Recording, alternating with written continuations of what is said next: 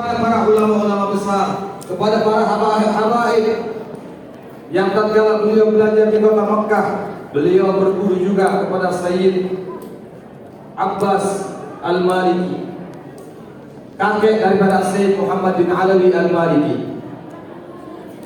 Sayyid Muhammad bin Alawi Al-Maliki adalah guru daripada Ustaz Sarifuddin yang hadir juga bersama kita pada saat ini. Ustaz Nambela juga termasuk murid daripada Sayyid Muhammad bin Ali Al-Maliki. Ini merupakan ketersambungan antara NU dengan para habaib. Kiai Haji Hashim Asy'ari belajar kepada Sayyid Abbas Al-Maliki. Beliau juga belajar kepada siapa lagi tatkala beliau berada di kota Mekah? Belajar kepada Al-Habib Ali bin Ahmad As-Segar. Beliau seorang mufti Syafi'iyah yang ada di kota Mekah pada waktu itu. Kiai Haji Hashim Asy'ari belajar kepada beliau, juga belajar kepada Al-Habib Muhammad bin Husain Al-Habsyi, ayah daripada Habib Ali Simtud Durar. Mbah Hashim Asy'ari juga pernah belajar kepada Habib Muhammad bin Husain Al-Habsyi. Ini adalah keterkaitan antara beliau dengan para habaib. Juga beliau belajar kepada Sayyid Ahmad Zaini Dahlan, pengarang kitab. Nah, ini para santri mesti tahu nih. Kitab apa? Sayyid Ahmad Zaini Dahlan, pengarang kitab Gawakibud Durriyah. Ya, Sayyid Ahmad Zaini Dahlan. Juga beliau belajar kepada Sayyid Abu Bakar Syattah. Siapa Sayyid Abu Bakar Syattah? Pengarang kitab apa? Fathul Mu'id. Ya, Fathul Mu'id. Ya, katakan Sayyid Abu Bakar Syattah. Nah, beliau mempunyai hubungan dengan para habaib, dengan para ulama-ulama besar yang bersambung kepada baginda Nabi Muhammad SAW. Maka dari itu warga Nahdliyin yang dirahmati oleh Allah Subhanahu wa taala, insyaallah kita yang berada dalam lingkup Nahdlatul Ulama tidak akan putus sambungan kita kepada baginda Nabi Muhammad SAW. Ya, seperti halnya juga pernah dimimpikan guru saya pernah bercerita kepada saya tatkala saya sedang belajar kepada beliau. Beliau adalah murid daripada Sayyid Muhammad bin Alawi Al-Maliki. Beliau pernah bercerita bahwasannya abah daripada Sayyid Muhammad bin Alawi Al-Maliki dulu Sayyid Ali bin Abbas pernah bermimpi ziarah ke kuburannya baginda Nabi Muhammad SAW. Kemudian keluar baginda Nabi Muhammad SAW daripada makam beliau, dan di belakang beliau ada manusia-manusia yang berpakaian putih semuanya. Ditanya oleh Sayyid Ali, "Ya Rasulullah, siapa orang-orang yang berada di belakangmu ya Rasulullah?" Dijawab oleh baginda Nabi SAW, "Mereka adalah para pecintaku yang ada di Indonesia." Allahumma salli ala sayyidina Muhammad. Allahumma salli ala sayyidina Muhammad. Sayyidina Muhammad. Jadi baginda Sayyid Ali memimpikan bahwasannya orang-orang yang berada di belakang baginda Nabi Muhammad adalah para pecinta baginda Nabi Muhammad yang berada di negeri kita Indonesia. Insyaallah mudah-mudahan kita para Nahdliyin termasuk orang-orang yang cinta kepada baginda Nabi Muhammad SAW. Karena orang-orang yang cinta, di antara ciri orang yang cinta kepada sesuatu, kata baginda Nabi SAW, "Idza ahabba syai'an aktsara min dzikrihi." Apabila orang itu cinta kepada sesuatu maka sering menyebut yang dia cintai. Kalau kita merasa cinta kepada baginda Nabi Muhammad, berarti kita harus sering menyebut nama baginda Nabi Muhammad SAW, yaitu dengan bersolawat kepada baginda Nabi Muhammad SAW. Dan insyaallah orang-orang yang suka solawat di antaranya di negeri kita ini adalah orang-orang Nahdlatul Ulama, orang-orang NU. Kalau sudah ada solawat di mana-mana mesti datang dengan benderanya. Ada yang syahr mania, apalagi ada yang Subhanul Waton. Wah, Masya Allah, luar biasa. Mereka para pencinta salawat, pencinta baginda Nabi Muhammad SAW daripada Nahdlatul Ulama. kita senang, kita suka, dan diajari oleh ulama-ulama kita selalu menyanjung baginda Nabi Muhammad SAW. Karena kita dengan memuji baginda Nabi Muhammad SAW berarti kita memuliakan baginda Nabi Muhammad SAW, dan itu diperbolehkan oleh baginda Nabi Muhammad SAW sebagai rasa terima kasih kita kepada beliau SAW. Kenapa baginda Nabi Muhammad SAW saya katakan membolehkan orang yang memuji beliau? Kita ambil satu riwayat, kita ambil satu cerita. Tatkala baginda Nabi Muhammad SAW hijrah dari Mekah menuju kota Madinah, masuk gerbang pintu Madinah, keluar para wanita, keluar para kaum muhajirin dan ansar. Anak-anak mereka berkumpul dengan memegang rebana. Apa yang mereka ucapkan? Tala'al badru alaina min thaniyatil wada wajaba syuhru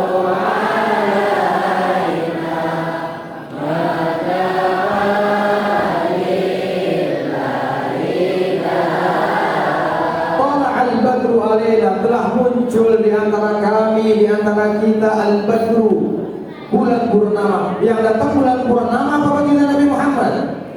Baginda Nabi Muhammad, tapi mereka memuji baginda Nabi Muhammad dengan sebutan bulan purnama. Bahkan di dalam kitab Maulid Tibai dikatakan bal adwa'u minal qamar. Baginda Nabi SAW wajah beliau lebih terang daripada bulan purnama.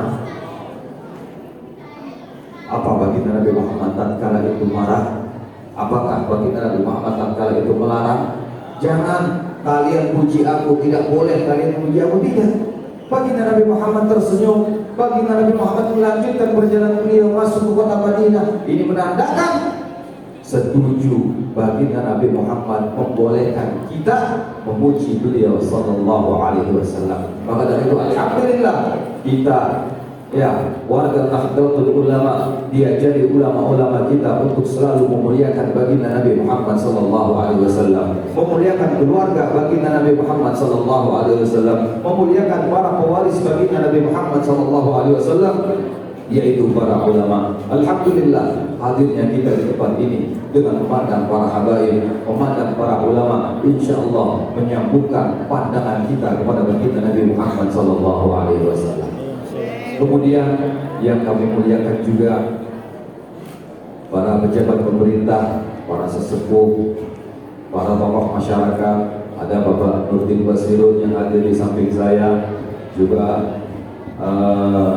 daripada wakil Bupati Karimun atau yang mewakili yang hadir pada saat ini, juga dari MUI, dari organisasi-organisasi Islam lainnya yang berkesempatan hadir pada peringatan 1 abad Nahdlatul Ulama. Ya, insyaallah kita semuanya telah dapat dikumpulkan bersama baginda Nabi Muhammad, bersama para ulama-ulama yang bersambung sanadnya kepada baginda Nabi Muhammad sallallahu alaihi wasallam. Amin ya rabbal alamin. Para Nahdliyin, para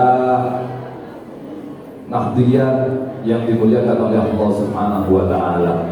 Alhamdulillah kita bersyukur kehadiran Allah Subhanahu wa taala karena kita masih berada di dalam satu bulan mulia, yaitu bulan Rajab, yang mana alhamdulillah di bulan Rajab ini kita juga mendapatkan instruksi dari PBNU Pusat untuk sama-sama kita beristighothah, bersama-sama kita memohon pertolongan dari Allah Subhanahu wa taala untuk keselamatan bangsa Indonesia, keselamatan umat Islam yang ada di Indonesia, keselamatan para ulama-ulama kita, keutuhan daripada negeri kita tercipta NKRI.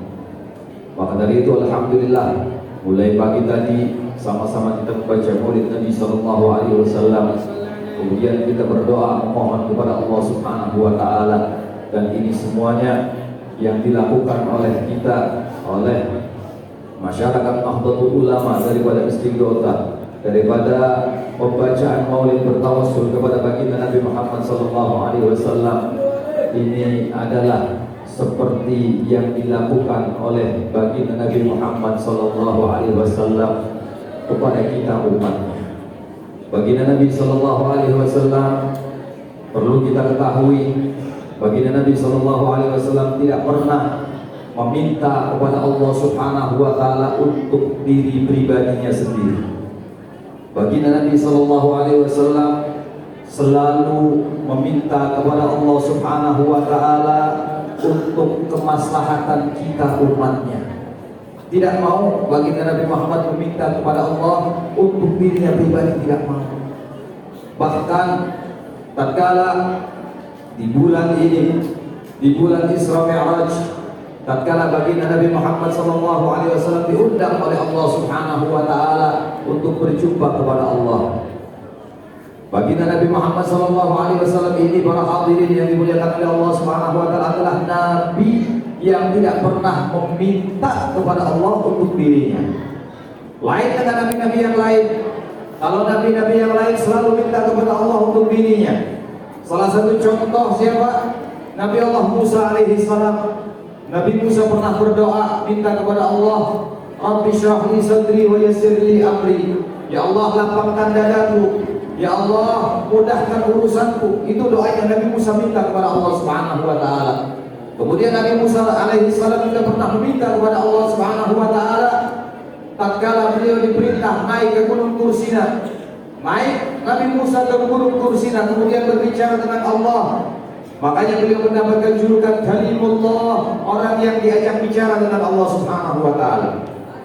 Nabi Musa meminta kepada Allah. Apa permintaan Nabi Musa? Rabbi arini andur ilaika. Ya Allah, perlihatkan dirimu agar aku bisa memandangmu ya Allah. Qala lan tarani. Allah mengatakan, kau tidak bakal bisa memandang aku wahai Musa. Walakin andur ilal jabal, akan tetapi lihatlah ke gunung Tursina tersebut. Fa in istaqarra makanahu fasawfa tarani. Kalau tempatnya tidak bergerak, gunung itu tidak hancur, kau akan bisa memandang aku, kata Allah Subhanahu wa Ta'ala. Walamma tajalla rabbuhu lil jabal, tatkala Allah Subhanahu wa Ta'ala menjelmakan nurnya ke gunung Tursina, apa yang terjadi?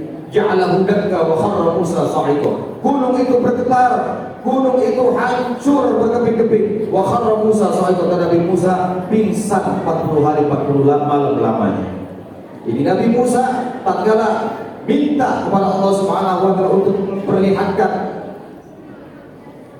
zat Allah Subhanahu wa Ta'ala kepada dirinya agar dia bisa memandang zatnya Allah Subhanahu wa Ta'ala. Allah tidak memberikan izin kepada Nabi Musa alaihissalam. Tapi Nabi kita Nabi Muhammad SAW, beliau tidak minta kepada Allah seperti Nabi Musa, tapi beliau mendapatkan undangan langsung untuk berjumpa dengan Allah Subhanahu wa Ta'ala. Allahumma salli ala sayyidina Muhammad. Di perjalanan Isra Mi'raj diantar oleh malaikat Jibril dari Masjidil Aqsa, Masjidil Haram menuju Masjidil Aqsa, naik langit pertama, kedua, ketujuh sampai ke-7. Kemudian malaikat Jibril berhenti tidak mengantar baginda Nabi Muhammad SAW. Kata beliau, ayatul khalilu khalilah. Apakah seorang teman beka meninggalkan temannya tidak mengantar dia berjumpa dengan Allah Subhanahu wa Ta'ala? Kata malaikat Jibril, likullin minkum maqamun ma'lum. Setiap daripada kami atau kalian ada batasan sendiri-sendiri, kata malaikat Jibril. Kalau aku melangkah satu langkah saja wahai Muhammad, aku akan binasa. Akhirnya baginda Nabi SAW berangkat menuju hadirat Allah Subhanahu wa Ta'ala, naik ke Sidratul Muntaha sehingga berjumpa dengan Allah. Sampai di Al-Quran dikatakan, falamma qaba qausaini aw adna. Jarak pertemuan baginda Nabi SAW dengan Allah Subhanahu wa Ta'ala sejarak anak panah dan busurnya, dekat sekali antara baginda Nabi Muhammad dengan Allah Subhanahu wa Ta'ala. Kemudian apa yang dikatakan oleh baginda Nabi Muhammad ketika bermuajah dengan Allah Subhanahu wa Ta'ala? Baginda Nabi Muhammad menyampaikan at-tahiyatul mubarakatus shalawatut thayyibatul lillah. Kemudian dijawab oleh Allah Subhanahu wa taala, "Assalamu alayka ayyuhan nabiy wa rahmatullahi wa barakatuh." Kemudian dijawab ulang oleh baginda Nabi Muhammad, "Assalamu alayna wa ala ibadillahi shalihin." Apakah baginda Nabi Muhammad berangkat beramai-ramai berjumpa dengan Allah Subhanahu wa taala? Tidak. Baginda Nabi Muhammad berangkat sendiri bermuajahah dengan Allah Subhanahu wa taala. Tapi tatkala beliau menjawab salamnya Allah, beliau sertakan kita umatnya. Beliau katakan, "Assalamu alayna wa ala ibadillahi shalihin." Keselamatan atas kami ya Allah, bukan keselamatan atas aku, tidak. Beliau katakan keselamatan atas kami. Berarti beliau mengajak kita semuanya untuk berjumpa dengan Allah Subhanahu wa taala, membawa kita semuanya umatnya ini berjumpa dan bersalam kepada Allah Subhanahu wa taala. Maka dari itu baginda Nabi Muhammad SAW tidak pernah meminta kepada Allah untuk kepentingan dirinya.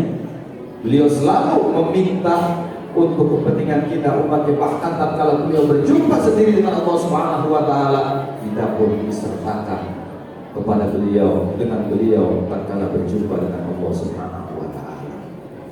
Ini yang dilakukan oleh baginda Nabi Muhammad kepada kita umatnya, dan juga yang dilakukan oleh ulama-ulama kita, khususnya daripada Nahdlatul Ulama yang selalu mengadakan istighotsah, doa. Istighotsah itu apa sih?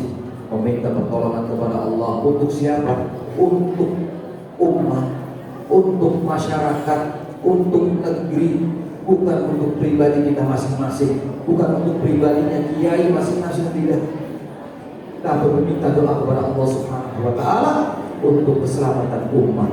Jadi ya, apa yang dilakukan oleh ulama-ulama kita daripada Nahdliyin tidak keluar daripada jalurnya baginda Nabi Muhammad sallallahu alaihi wasallam, tidak keluar daripada syariatnya baginda Nabi Muhammad sallallahu alaihi wasallam. Dan mudah-mudahan kita semuanya para Nahdliyin ya selalu mendapatkan hidayah dari Allah Subhanahu wa taala dengan mengikuti para ulama-ulama kita ya sampai kepada baginda Nabi Muhammad sallallahu alaihi wasallam. Amin ya rabbal alamin. Hadirin wal hadirat yang dimuliakan oleh Allah Subhanahu wa taala. Ada satu pesan daripada Al-Habib Abdullah bin Alawi Muhammad Al-Haddad agar kita bisa selalu mendapatkan hidayah dari Allah Subhanahu wa taala, dan agar jalan kehidupan kita ini tidak melenceng ke kanan dan ke kiri, tapi lurus, selalu meniti jalannya Allah Subhanahu wa taala. Apa pesan daripada Al-Habib Abdullah bin Alawi Muhammad Al-Haddad? Beliau katakan dalam qasidahnya, "Ilzam kitabullah watba' sunnatan waqad hadakallah bil aslafi." Kata beliau Al-Habib Abdullah bin Alawi Al-Haddad, resep agar kita selalu mendapatkan hidayah dari Allah Subhanahu wa taala, yang pertama, ilzam kitabullah. Selalu berpegang teguhlah kepada Al-Qur'an. Selalu ikuti apa yang dikatakan oleh Al-Qur'an. Jangan melenceng daripada Al-Qur'an. Itu resep pertama agar kita mendapatkan hidayah dari Allah Subhanahu wa taala. Ilzam kitabullah. Karena Al-Qur'an, semua aturan-aturan Allah Subhanahu wa taala tersurat dan tersirat di dalam Al-Qur'an. Semua apa yang kita inginkan ada di dalam Al-Qur'an. Semua obat ada di dalam Al-Qur'an. Kita sakit apa saja, Al-Qur'an. Baik sakit zahir ada di Al-Qur'an, apalagi sakit batinnya gersang, tidak pernah dapat cahayanya Allah, gelap hatinya, dengan kembali kepada Al-Qur'an, insyaallah diberikan ketenangan dan keterangan hati oleh Allah Subhanahu wa taala. Yang pertama, Al-Qur'an. Pegang teguh, kata beliau Al-Habib Abdullah bin Al-Haddad. Yang kedua, watba' sunnatan. Ikuti semua sunnah baginda Nabi sallallahu alaihi wasallam. Baginda Nabi sallallahu alaihi wasallam tidak luput mengajari kita 24 jam penuh dengan sunnah-sunnah beliau. Mulai bangun tidur sampai kita tidur lagi diajari sunnah-sunnahnya baginda Nabi sallallahu alaihi wasallam. Bangun tidur ada doanya. Apa doanya?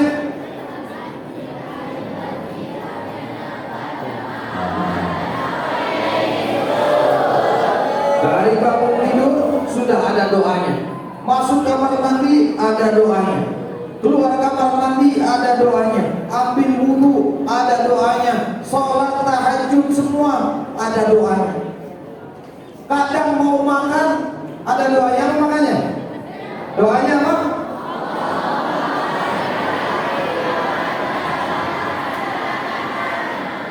Tapi doa itu jangan ya dibaca tatkala ketemu setan. Ya, setannya kabur. Kenapa? Takut dimakan sama sampean. Kok ketemu setan bacanya Allahumma barik lana. Wah, saya mau dimakan ini kata setan. Jadi kabur duluan setan. Ya, itu doa mau makan. Kemudian sampai mau tidur lagi ada doanya. Diajarkan semuanya 24 jam dari mulai bangun tidur sampai tidur lagi, diajari sunnah-sunnahnya oleh baginda Nabi Muhammad SAW. Orang yang selalu berpegang kepada sunnahnya baginda Nabi Muhammad akan mendapatkan hidayah dari Allah Subhanahu wa taala. Kemudian yang ketiga, waqad hadakallahu bil aslam. Waqad ya hadakallah, ikuti kepada salaf kalian, kepada orang-orang tua kalian, ulama-ulama yang telah mendahului kalian. Niscaya kalian mendapatkan hidayah dari Allah Subhanahu wa taala. Caranya bagaimana? Yang ketiga yaitu berpegang teguh kepada ulama. Kalau kita sudah berpegang teguh kepada ulama, sama halnya kita memegang rantai. Rantai posisinya bagaimana rantai? Nyambung, terus menyambung sampai ke atas. Kalau kita bergelantung di bawah itu rantai, berarti nyambung ke pangkal daripada rantai. Kalau pangkalnya rantai ada di surga, berarti kita bergabung ikut masuk surganya Allah Subhanahu wa taala. Atau sama halnya, ya, tatkala kita berpegang teguh kepada ulama, kita tidak keluar daripada jalannya ulama, sama halnya kita naik kereta api yang lokomotifnya misalnya menuju ke Surabaya, maka ya gerbongnya juga ikut menuju ke Surabaya. Nggak mungkin lokomotifnya ke Surabaya, gerbongnya ke Jakarta, nggak mungkin. Pasti ikut ke Surabaya. Ibaratnya demikian, kalau kita selalu mengikuti ulama, kita akan sampai juga kepada ya pangkal daripada ulama, sayyidul ulama, yaitu baginda Nabi Muhammad SAW. Dan tempatnya baginda Nabi Muhammad SAW adalah surganya Allah Subhanahu wa taala. Insyaallah kalau kita berpegang teguh kepada ulama sampai kita kepada pangkal daripada ulama, yaitu baginda Nabi Muhammad, dan akan dikumpulkan bersama Allah di dalam surganya Allah bersama baginda Nabi Muhammad SAW. Amin ya rabbal alamin. Itulah sedikit pesan daripada Habib Abdullah bin Ali Al-Haddad agar kita ya bisa selalu mendapatkan hidayah mengikuti ulama-ulama kita terdahulu. Kalau sudah ikut ulama kita terdahulu, insya Allah kita akan selamat. Jangan ikut ya baru, kita ikut ulama punya yang lama saja, jangan yang baru. Ya, kalau yang baru ini banyak sesatnya. Karena siapa? Sanadnya nggak nyambungnya sama Mbah Google. Kalau ditanya Ustaz, gurunya siapa? Google. Nah, ini namanya baru, bukan ulama. Kalau ulama betul-betul belajar kepada para ulama lainnya, ulama-ulama terdahulu sampai menyambung sanadnya kepada baginda Nabi Muhammad SAW. Makanya ulama-ulama dulu itu hadirin dan hadirat yang dimuliakan oleh Allah Subhanahu wa taala, kalau belajar itu pada menanggung. Ada yang 20 tahun, ada yang 20 tahun, ada yang 11 tahun, ada yang 30 tahun. Kalau belajar itu gak tanggung. Seperti ya pesannya Imam Syafi'i radhiyallahu taala anhu, beliau dalam syairnya, dalam diwannya mengatakan, akhi lan tanalul ilma illa, ada yang apa? Bisin katin sa'umbika bita'wiliha tafsir. Akhi, wahai saudaraku, kalian tidak akan bisa mendapatkan ilmu kecuali dengan 6 hal. Aku akan jelaskan semuanya satu persatu, kata beliau Imam Syafi'i. Sa'umbika bitafsir. Yang pertama, dakaun, cerdas. Orang yang cerdas yang bisa belajar ilmu. Kalau orang bodoh, kira-kira bisa nggak belajar ilmu? Gak bisa. Orang yang akalnya bagus baru bisa belajar ilmu. Zakaun. Yang kedua kata Imam Syafi'i, wa hirsun, semangat untuk belajar ilmu. Kalau orang yang masuk pesantren, dimasukkan pesantren sama orang tuanya, dia nggak semangat, wah, boro-boro betah di pesantren. Seminggu sakit, izin, akhirnya nggak betah di pesantren. Itu karena tidak ada keinginan, tidak ada kemauan untuk belajar ilmu agama. Kemudian yang ketiga kata Imam Syafi'i, wajtihadun, semangat untuk belajar. Sudah ada keinginan, tambah semangat. Bangun, ya, yang lain belum pernah bangun sholat tahajud, ambil kitabnya, mutolaah. Nah itu adanya semangat dalam belajar. Wa mulghatun, apa mulghat? Biaya. Orang belajar harus ada biaya. SD saja, TK bayar, SD bayar, SMP bayar, yang swasta kuliah bayar. Jangan dianggap udah ini aja pesantren gratis. Gak ada. Semua butuh biaya. Kalau pengen sukses mendapatkan ilmu harus ada biaya. Ya, jangan cari yang gratis. Kalau gratis boleh,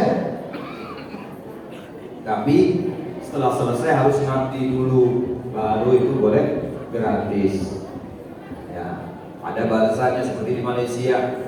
Kalau ada famili saya di Malaysia yang beliau melanjutkan kuliah ke Mesir, dibiayai oleh negara, tapi setelah pulang dari Mesir harus ngabdi kepada negara, kerja kepada negara, dipotong gajinya untuk bayar pinjaman waktu sekolahnya. Nah itu bayar juga, butuh biaya. Wa mulghatun wa suhbatu maji, dan bersahabat, berteman dengan orang-orang mulia, sering kumpul sama orang yang alim, kumpul sama ustadznya, sama kiai, sama ulama, tanya-tanya masalah ilmu. Ya, kumpul sama Habib Fulan. Nah ini suhbatu maji, berkawan bersama orang-orang mulia. Syarat yang kelima. Syarat yang keenam, apa kata Imam Syafi'i? Wa dulu zamani, lama. Gak ada orang yang belajar itu instan. Ya, kalau instan berarti gurunya gak jelas, sanadnya gak jelas. Kalau orang mondoknya lama, belajarnya lama, berarti gurunya jelas. Ya, orang itu mondok, ya ada yang 10 tahun, 20 tahun, bahkan kiai-kiai dulu itu Masya Allah, sampai kadang sudah tua pun kalau ketemu orang alim masih ingin belajar. Nah ini tidak ada batas waktunya. Makanya bagi Nabi SAW mengatakan utlubul ilma minal mahdi ilal lahdi. Ya, tuntutlah ilmu daripada buaya sampai ke liang lahat. Nah kalau sudah masuk liang lahat, bagaimana belajarnya? Ayo, nafas sudah nggak ada, sudah masuk liang lahat, bagaimana belajarnya? Sudah dikubur, dipendam sama tanah, kok bisa belajar sampai liang lahat? Kata ulama, belajarnya tatkala dengar talqin daripada orang yang hidup. Ya fulan bin fulan, idza ja'aka malakani muwakkalani sa'alaka man rabbuka qul rabbi Allah. Itu kan diajarin sama orang hidup.